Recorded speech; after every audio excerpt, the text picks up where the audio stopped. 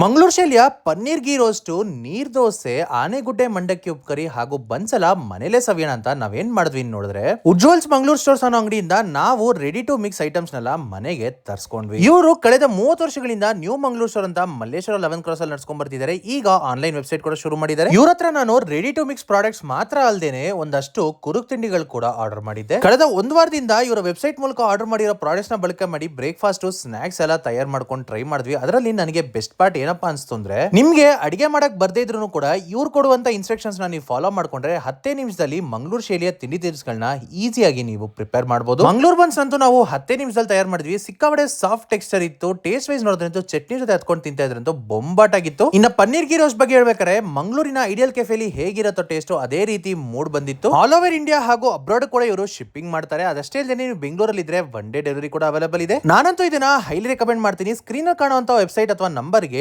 Order ಮಾಡಿ.